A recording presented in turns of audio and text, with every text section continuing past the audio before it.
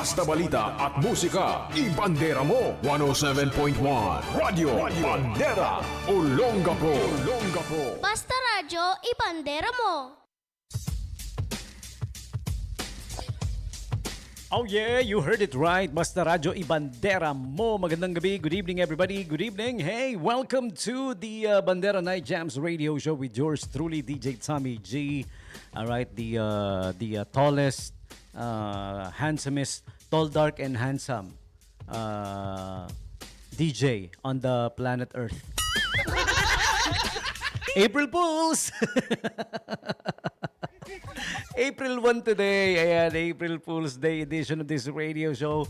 So gawin natin pang April Fools talaga. Samahan natin ng a little bit of stand-up comedy. Pero hindi pa muna ngayon, nakaupo pa ako Mamaya tatayo akong konti.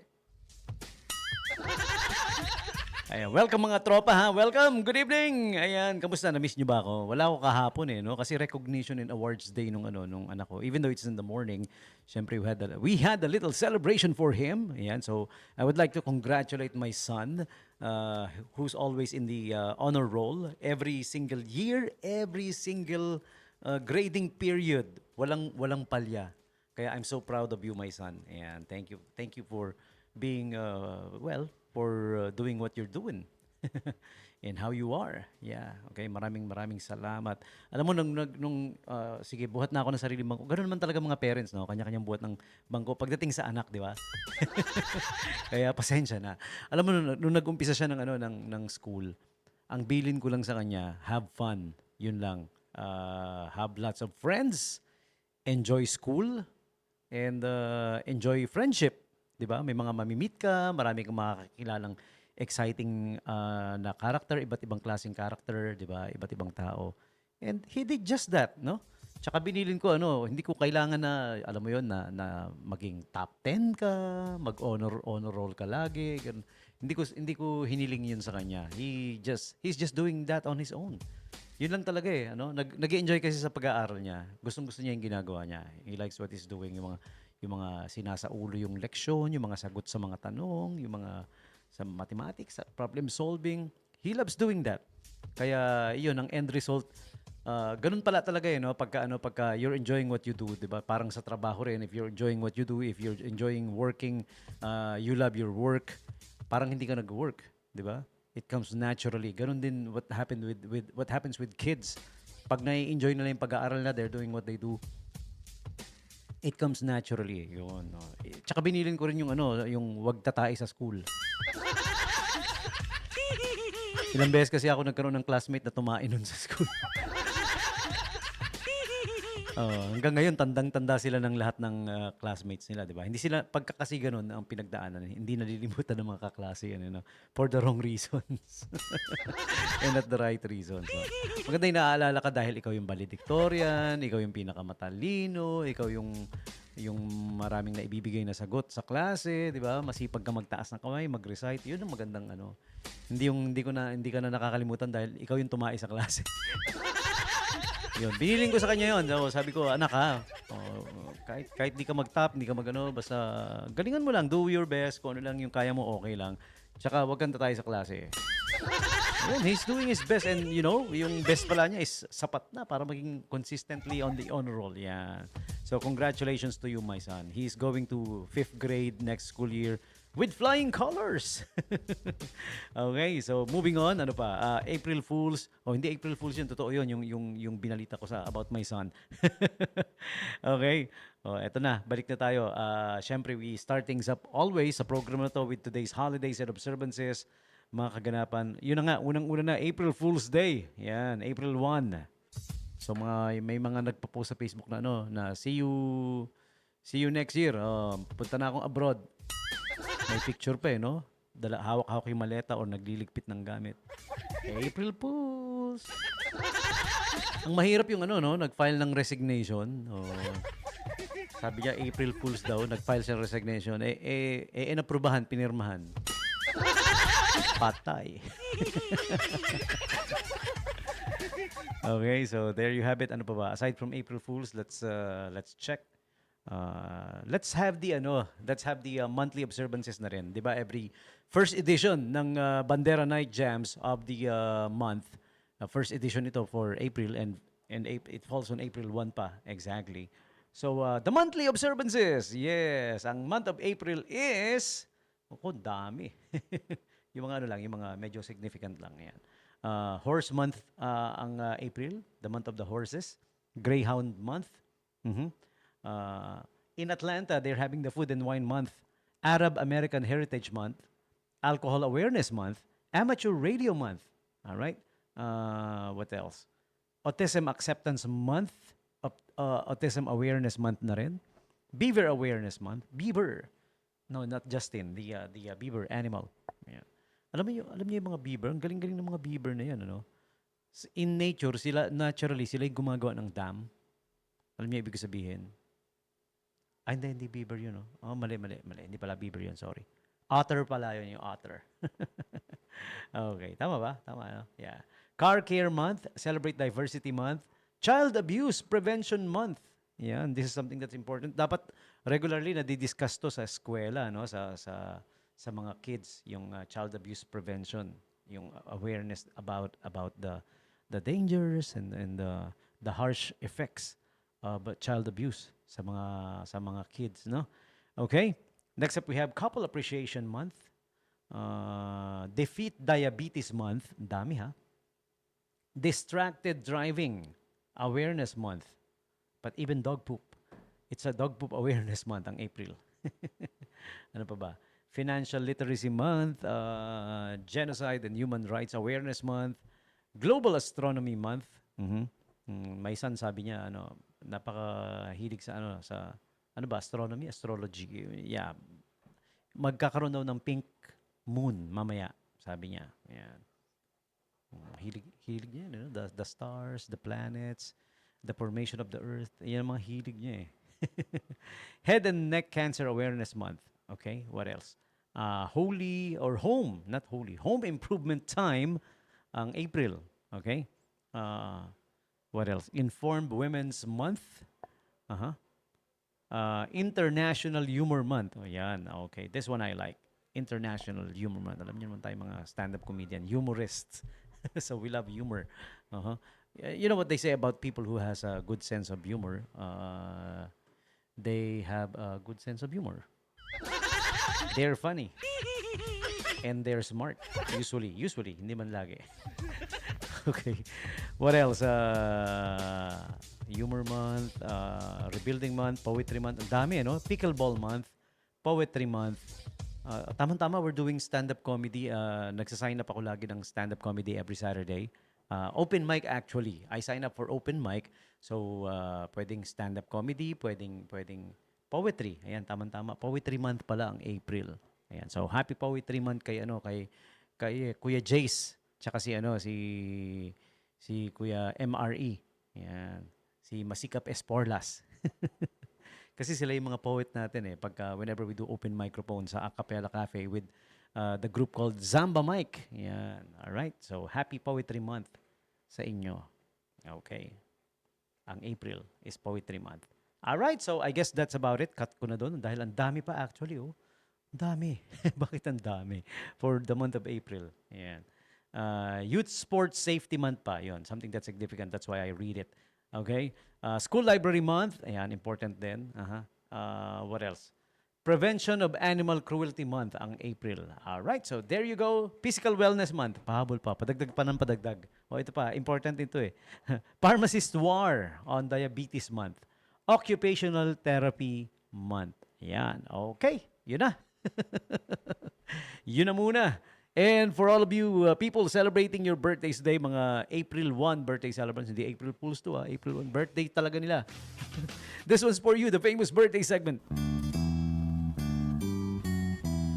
Happy birthday to you, happy birthday.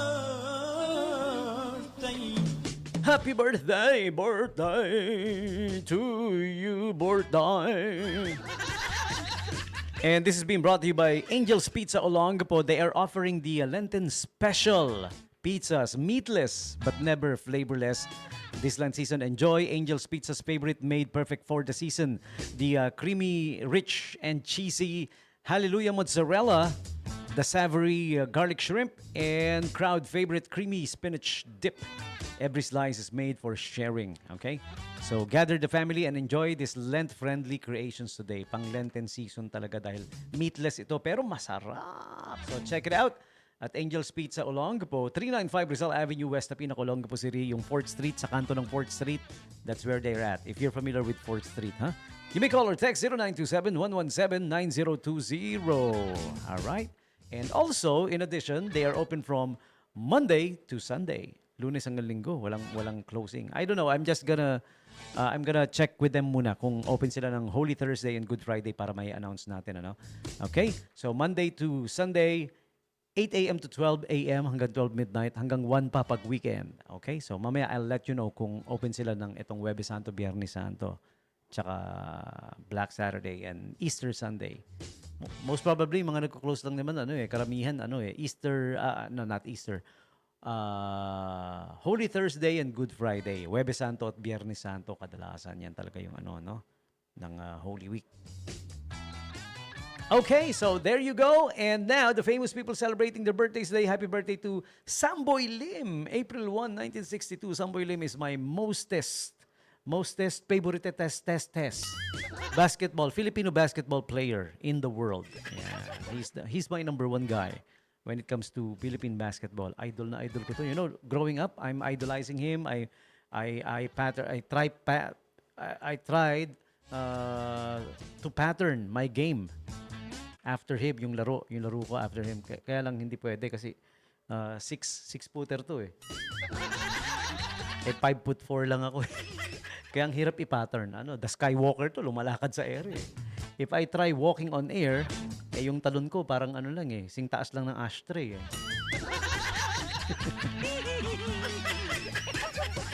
Mataas naman ako tumalon, kaya lang kulang pa rin because I'm just 5'4".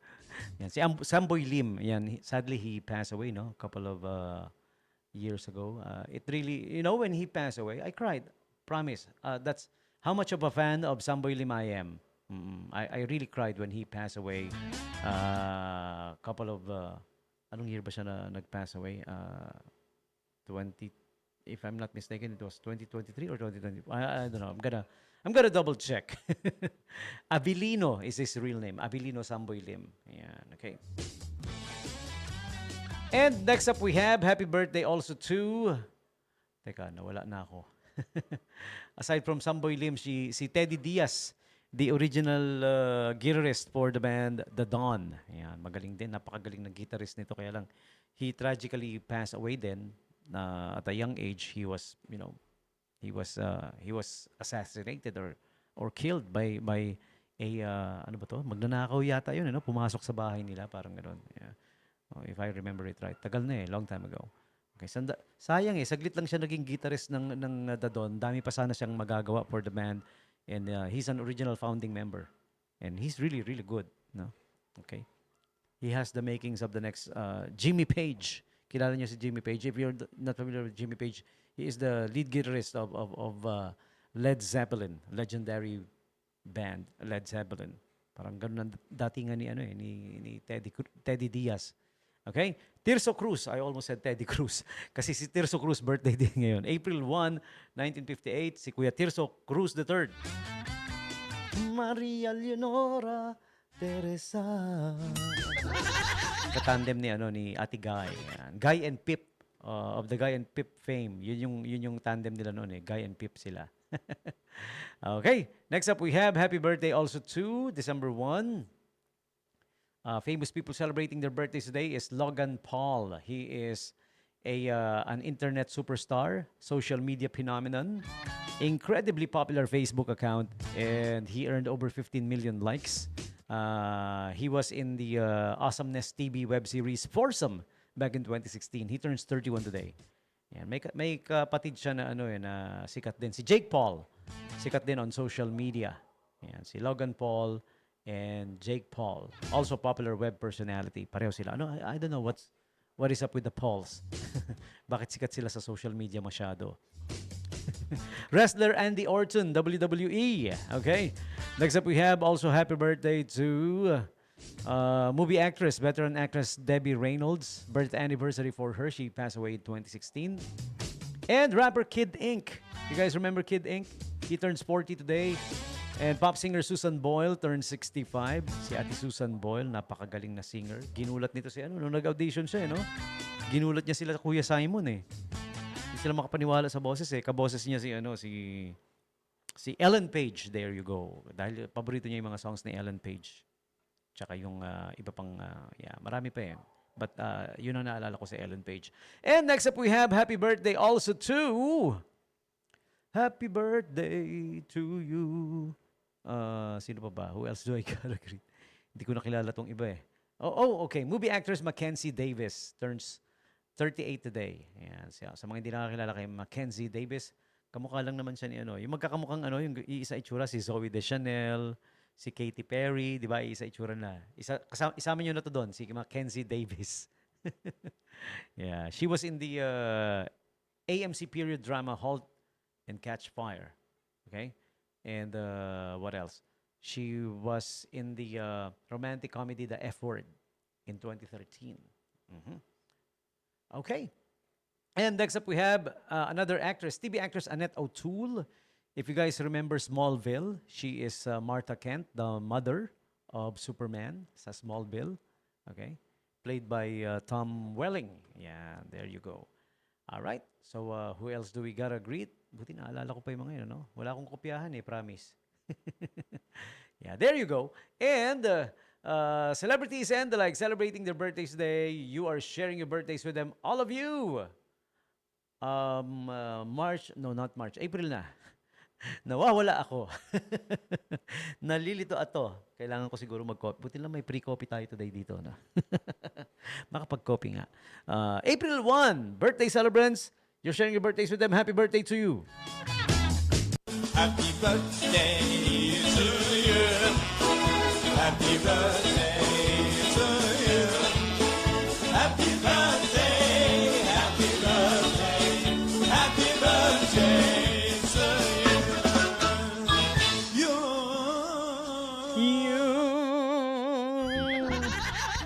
Okay, your turn. You guys tell me who's celebrating their birthdays today, ha? April 1 birthday celebrants. Wag na April Fools. Bahala kayo. Jokes na lang para sa April Fools.